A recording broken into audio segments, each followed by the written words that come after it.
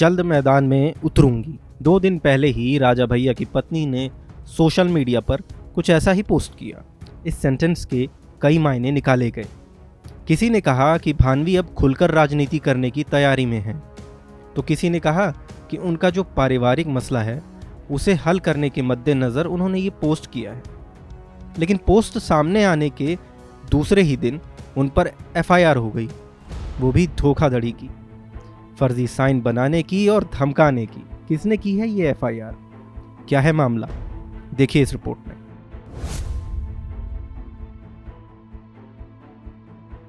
प्रतापगढ़ के कुंडा में राजा भैया के इशारे पर सब कुछ होता है। उत्तर प्रदेश की राजनीति तो ये भी कहती है कि कुंडा की कुंडी राजा भैया के बिना खुल ही नहीं सकती, और अक्सर राजा भैया और उनका परिवार चर्चा में बना ही रहता है। वजह कभी भद्री नरेश उदय प्रताप सिंह होते हैं, तो कभी खुद राजा भैया और उनकी पार्टी। तो फिलहाल वे अपने तलाक की वजह से चर्चा में थे, लेकिन अब एक बार उनका नाम उनकी पत्नी की वजह से चर्चा में है, क्योंकि भान्वी पर हो गया है मुकदमा।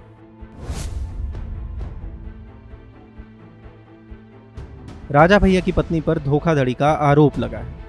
उनके खिलाफ बकायदा FIR भी हुई है। लखनऊ के हजरतगंज में आशुतोष सिंह भान्वी के खिलाफ शिकायत करने पहुंचे। Ashutosh Singh the properties company के पूर्व डायरेक्टर हैं।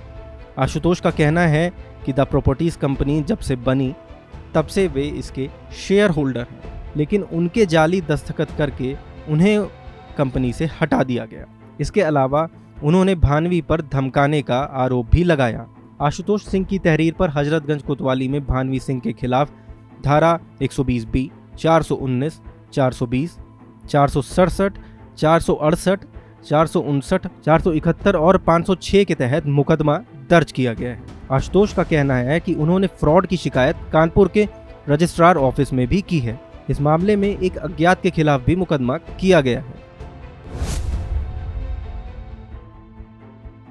आशुतोष का आरोप है कि पूरा फर्जीवाड़ा भान्वी सिंह का किया हुआ है। आशुतोष के मुताबिक उनसे पहले इस्तीफा मांगा गया था, लेकिन उन्होंने इस्तीफा देने से इनकार कर दिया था। इसके बाद उन पर दबाव डाला गया। उनका आरोप है कि उनके फर्जी दस्तखत करके उनके इस्तीफे तैयार किए गए और कंपनी से उन्हें बाहर निकाल दिया गया।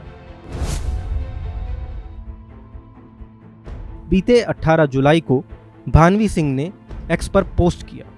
उन्होंने लिखा कि कभी कभी सोचती हूँ जब रियासत राजघरानों से संबंधित महिलाओं को अपने सम्मान गरिमा की रक्षा के लिए इतना संघर्ष करना पड़ता है, सरकार से याचना करनी पड़ती है, और एक इन्वेस्टिगेशन ऑफिसर किसी की शह पर धमकी भरी भाषा में बात कर सकता है, तो आम महिलाओं के साथ क्या होता होगा। अपनी व्यक्तिगत लड़ाई में ज़रूर लड़ूंगी, लेकिन महिला हितों के लिए बड़ी लड़ाई का भी संकल्प लेकर जल्द मैदान में उतरूंगी। उचित समय का इंतजार कीजिए। भान्वी के इस पोस्ट के कई मायने निकाले गए। कहा जा रहा है कि भान्वी राजनीति में उतरने को तैयार हैं, तो कोई इस मामले के पीछे राजा भैया का भी हाथ बता रहा है। भान्वी की इस पोस्ट पर लोग तरह तरह के रिएक्शन दे रहे हैं। कोई उन्हें हिम्मत दे रहा है, तो किसी का कहना है कि वे पारिवारिक विवाद को आपस में सुलझा लें। बहरहाल नवंबर 2022 में भान्वी सिंह ने दिल्ली के साकेत कोर्ट में तलाक के लिए अर्जी दायर की थी। वे राजा भैया से अलग रह रही हैं। दोनों का मामला अदालत में अभी चल रहा है। Bureau report, daily line.